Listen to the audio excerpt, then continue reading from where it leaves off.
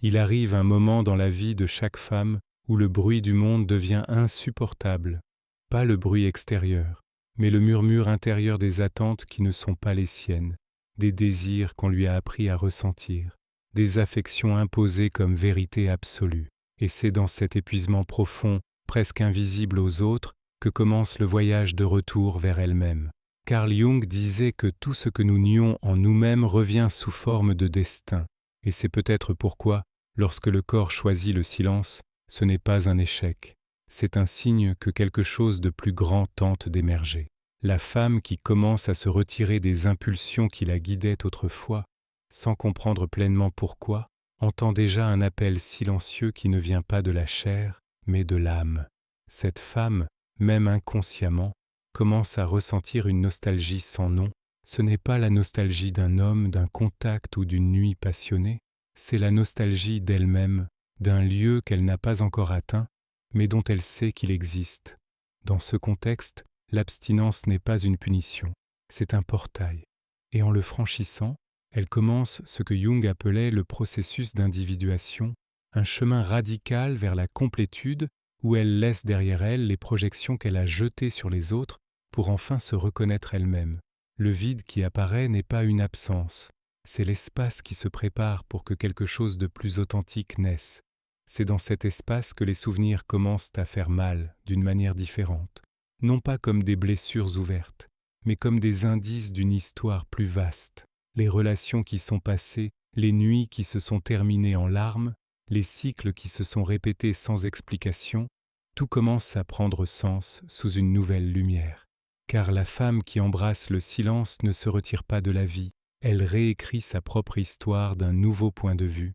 Son moi intérieur commence à observer les émotions comme des miroirs symboliques d'un inconscient qui lui avait toujours parlé, mais que le bruit du désir avait réduit au silence.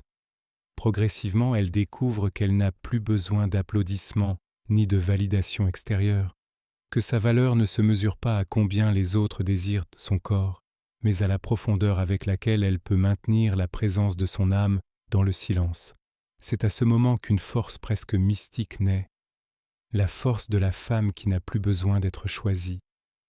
Et c'est là que le monde commence à la craindre, car il ne sait pas quoi faire de quelqu'un qui a cessé de supplier pour l'amour. Elle devient entière, et donc dangereuse pour tout ce qui vit encore à moitié. Et lorsque cette femme commence à réaliser que son énergie vitale n'est pas endormie, seulement retirée, elle entre dans un nouvel état de conscience, un état où il n'y a ni hâte ni besoin de prouver quoi que ce soit. Car le silence du corps n'est pas une punition, c'est un langage. Et ce langage ne peut être compris que par celles qui sont assez courageuses pour habiter leur propre profondeur. Jung appellerait cela une réconciliation avec l'inconscient féminin, une reconnexion avec des symboles anciens, enfouis sous des siècles de répression. Et cette réconciliation ne se fait pas par des mots, mais par la présence. Cette femme ne fait que commencer à émerger, mais le voyage n'est pas doux.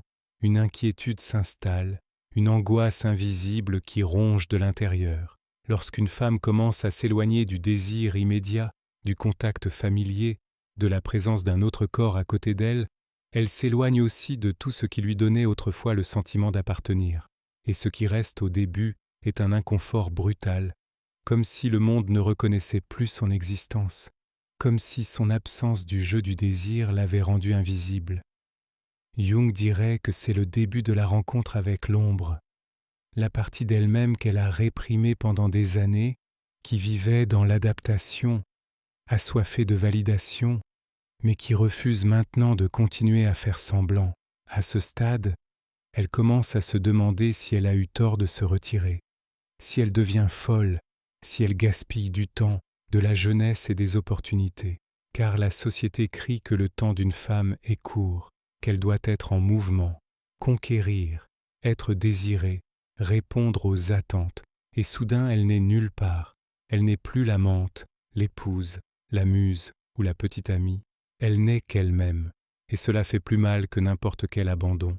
L'abstinence commence maintenant à ressembler à une punition, mais ce n'en est pas une, c'est une épreuve, un voyage symbolique que seules les âmes préparées peuvent endurer. Les tentations surgissent, les anciens schémas frappent à la porte, Les invitations faciles réapparaissent. Tout semble vouloir la tester. Et la partie la plus cruelle est que personne autour d'elle ne comprend ce qui se passe. Les amis la questionnent. La famille lui suggère de sortir davantage, de ne pas s'isoler. Mais ce n'est pas de l'isolement, c'est de l'immersion. Et tout le monde n'est pas prêt à être témoin de quelqu'un qui plonge en profondeur pendant que le reste du monde flotte à la surface. Jung voyait cela comme une étape inévitable de l'individuation, le moment où l'ego panique parce qu'il perd le contrôle et où l'âme commence subtilement à prendre le commandement. C'est dans ce désespoir silencieux que beaucoup abandonnent, retournant à d'anciens schémas, acceptant un amour tiède, se convainquant que quelque chose vaut mieux que rien. Mais la femme qui reste, même à travers les larmes et le doute, est façonnée par quelque chose de bien plus grand qu'elle-même. Elle est appelée à briser le cycle. Et les cycles ne se brisent pas par la force, ils se brisent par la conscience. La tension qu'elle ressent n'est pas un signe d'erreur, mais de transition. Le cocon se resserre avant que le papillon ne naisse. Et c'est ce qui se passe. Un nouvel être est en gestation dans l'obscurité du silence. Au fond d'elle, elle le sait, même si elle ne peut pas l'expliquer, même si elle craint d'être trop seule, trop incomprise, trop profonde. Il y a une voix qui ne crie pas, mais insiste, une présence qui ne se montre pas, mais accompagne. Et cette présence est le symbole du féminin archétypal, l'anima que Jung a décrite comme le pont entre la conscience et le mystère. C'est avec elle que la femme commence à converser. Et plus ce dialogue intérieur s'approfondit, plus elle comprend. Son corps n'est pas en pause, il est en rituel. Un rituel que le monde moderne a oublié, mais que son âme a toujours su parcourir. Et puis quelque chose change, subtilement, presque imperceptiblement. Une nouvelle compréhension commence à fleurir. Ce qui était autrefois inquiétude se transforme maintenant en question plus profonde. Pourquoi ai-je toujours eu besoin de me sentir désirée pour me sentir vivante? Pourquoi l'absence d'un autre est-elle si insupportable? Qu'est-ce en moi qui se nourrit encore du regard des autres pour exister? Car la femme qui garde le silence ne se retire pas de la vie. Elle réécrit sa propre histoire d'un nouveau point de vue. Le moi intérieur commence à observer ses émotions comme si elles étaient des miroirs symboliques d'un inconscient qui lui avait toujours parlé, mais que le bruit du désir ne lui permettait pas d'entendre. Petit à petit, elle découvre qu'elle n'a plus besoin d'applaudissements, ni de confirmations extérieures, que sa valeur ne réside pas dans combien son corps est désiré, mais dans combien elle peut soutenir la présence de son âme dans le silence. C'est à ce moment qu'une force presque mystique naît, la force de la femme qui n'a plus besoin d'être choisie, et c'est là que le monde commence à la craindre, car il ne sait pas quoi faire de quelqu'un qui a cessé de mendier l'amour. Elle devient entière, et donc dangereuse pour tout ce qui vit encore à moitié. Et lorsque cette femme commence à réaliser que son énergie vitale n'est pas endormie, seulement rassemblée, elle entre dans un nouvel état de conscience, un état où il n'y a pas de hâte et pas besoin de prouver quoi que ce soit, car le silence du corps n'est pas une punition, mais un langage. Et ce langage ne peut être compris que par celle qui ose habiter ses propres profondeurs.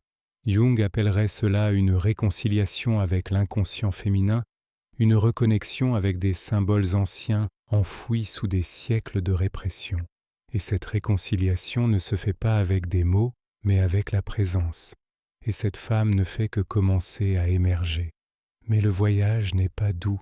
L'inquiétude s'installe, une angoisse que personne ne voit, mais qui ronge de l'intérieur. Lorsqu'une femme commence à s'éloigner du désir immédiat, du contact familier, de la présence d'un autre corps à côté d'elle, elle s'éloigne également de tout ce qui lui donnait le sentiment d'appartenir. Et ce qui reste au début est un inconfort brutal, comme si le monde ne reconnaissait plus son existence, comme si son absence du jeu du désir la rendait invisible. Jung dirait que c'est le début de la rencontre avec l'ombre, la partie d'elle-même qu'elle a réprimée pendant des années, qui vivait adaptée et assoiffée de validation, mais qui refuse maintenant de continuer à faire semblant.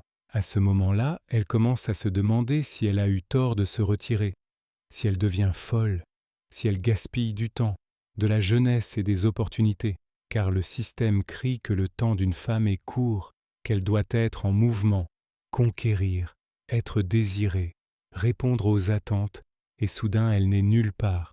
Elle n'est ni amante ni épouse, ni muse ni fiancée. Elle n'est qu'elle-même, et cela fait plus mal que n'importe quel abandon.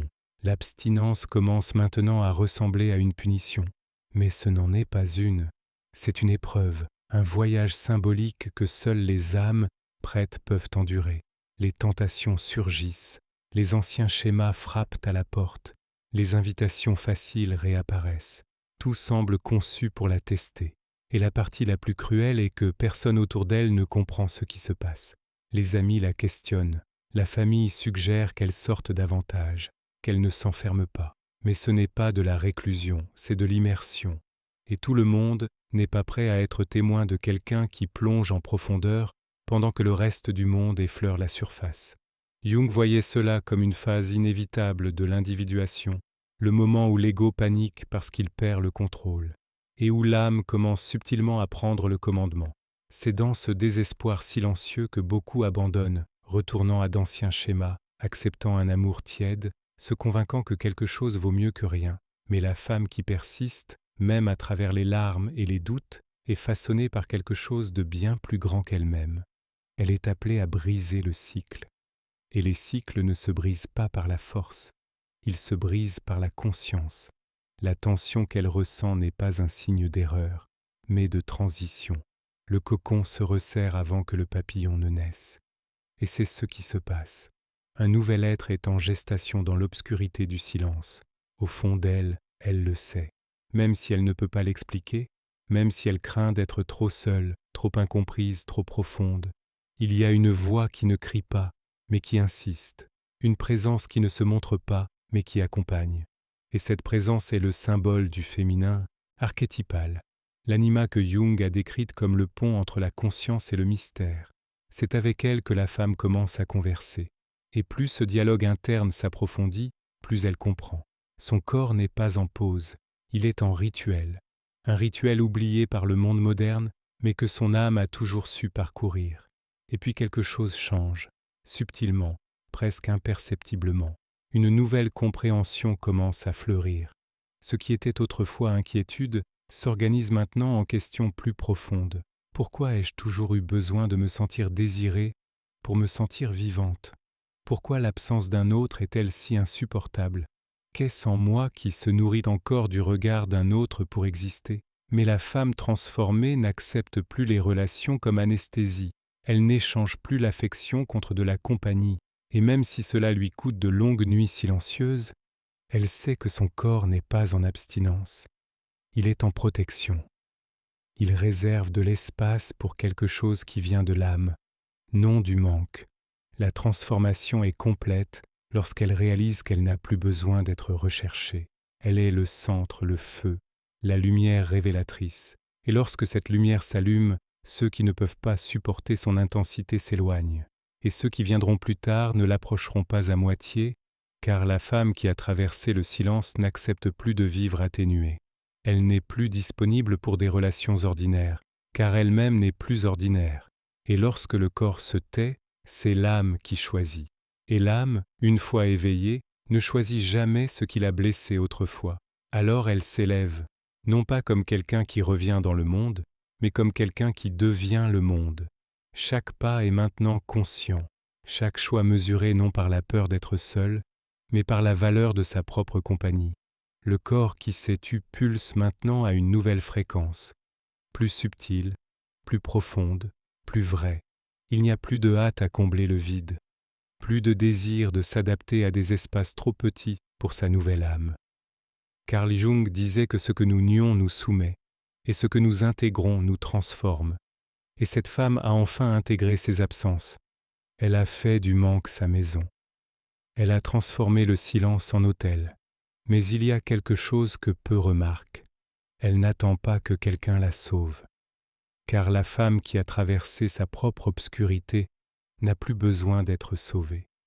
Elle s'est sauvée elle-même, et ce sauvetage de soi change tout. Elle ne peut plus revenir en arrière. Ce qui était autrefois besoin est maintenant choix. Ce qui était autrefois compulsion est maintenant discernement. Elle peut aimer, oui, mais elle n'aime plus par besoin, mais par débordement. Et lorsque cet amour arrive, il ne viendra pas pour la compléter, il viendra pour l'accompagner. Son âme est déjà entière. Ce nouvel état éveille quelque chose de profond, un sens de la mission, du but, de la clarté. Elle comprend que son expérience n'était pas seulement personnelle, elle était symbolique, que son corps réduit au silence représente toutes ces femmes qui ont également appris à dépendre, à se distraire, à céder. Et maintenant elle ressent l'impulsion d'être un phare, non pas pour montrer le chemin, mais pour allumer le feu, car seule celle qui s'est trouvée dans l'obscurité peut enseigner aux autres à ne pas la craindre. Jung appellerait cela la manifestation du soi, lorsque l'âme ne veut plus être acceptée, mais exprimée. Tout ce qu'elle a perdu en chemin, les anciens amours, les versions fragiles d'elle-même, les relations où elle devait se rétrécir pour s'adapter, ne fait plus mal de la même façon. Maintenant, chaque perte sonne comme une libération. Chaque absence ressemble à une prière exaucée, car la femme qui a traversé l'abstinence de la chair a trouvé la nourriture de l'âme, et cette nourriture la nourrit de l'intérieur. Rien de l'extérieur ne sera jamais suffisant à moins qu'il ne résonne avec ce qui vit déjà à l'intérieur. Et ainsi elle se prépare, non pas à retourner à d'anciens rôles, mais à habiter une nouvelle place dans le monde, une place où sa présence suffit, où sa voix a du poids, où son silence est sacré. Et lorsque son corps désire à nouveau, ce sera par choix sacré, non par dépendance émotionnelle. Lorsque l'amour frappera, il ne trouvera pas une femme dans le besoin. Il trouvera une femme pleine, complète, prête. Et jusqu'à ce que cela se produise, elle reste ferme, non pas en abstinence, mais en veille, car maintenant elle sait, oui, le corps est silencieux, mais c'est l'âme qui parle enfin. Il y a des silences qui semblent froids, mais qui contiennent des braises. Il y a des absences qui, de l'extérieur, ressemblent à une perte, mais à l'intérieur sont un sol fertile. Et il y a des femmes qui, lorsqu'elles se retirent du monde, ne s'éteignent pas. Elles s'embrasent sur un autre plan. Lorsque le corps se tait, il ne meurt pas. Il devient un autel, un espace sacré où l'âme trouve enfin le courage de parler. Et tout ce qui semblait autrefois être un manque de vie se révèle maintenant comme une présence divine, gestant une nouvelle identité, plus claire, plus rare, entière. Rien de vécu n'est jamais perdu. Tout est transmuté. Le désir, autrefois urgence, devient choix. La douleur, autrefois blessure, devient cicatrice de sagesse. La femme qui marche à travers l'abstinence avec conscience ne s'éloigne pas de l'amour. Elle apprend à aimer d'un lieu où il n'y a plus de faim mais d'abondance. Et dans cette abondance tranquille, elle devient intouchable. Non pas parce que personne ne peut l'atteindre, mais parce que personne ne peut plus la manipuler. Pouvez-vous sentir le reflet de ce chemin en vous-même? La nostalgie sans non, l'inconfort de ne plus s'adapter là où vous vous sentiez autrefois chez vous, le désir de vous retirer sans savoir exactement pourquoi. Ce n'est pas de la fragilité, c'est le premier appel. Peut-être cette vidéo ne vous a-t-elle pas trouvé par hasard. Peut-être est-elle le miroir de quelque chose qui pulse en vous depuis longtemps, mais qui n'avait pas encore été clairement nommé. Et maintenant que c'est fait, quelque chose a changé. Si ce voyage a touché une partie oubliée de qui vous êtes, permettez-vous de continuer. N'éteignez pas l'étincelle qui a été allumée. Partagez ce message avec quelqu'un qui sent aussi que son corps s'est tu, mais ne comprend pas encore pourquoi. Laissez un commentaire pour nous dire comment cela a résonné en vous. Et si vous souhaitez continuer à marcher avec nous dans cette même profondeur et vérité, abonnez-vous à la chaîne ici. Chaque mot est une graine, chaque silence est un sol, et chaque vidéo est un rituel. Car au final, c'est ce qui reste. Une femme qui a appris à entendre ce que l'âme murmure lorsque le monde est trop bruyant. Et ce murmure dit « Vous n'êtes pas seul, vous êtes en train de vous éveiller.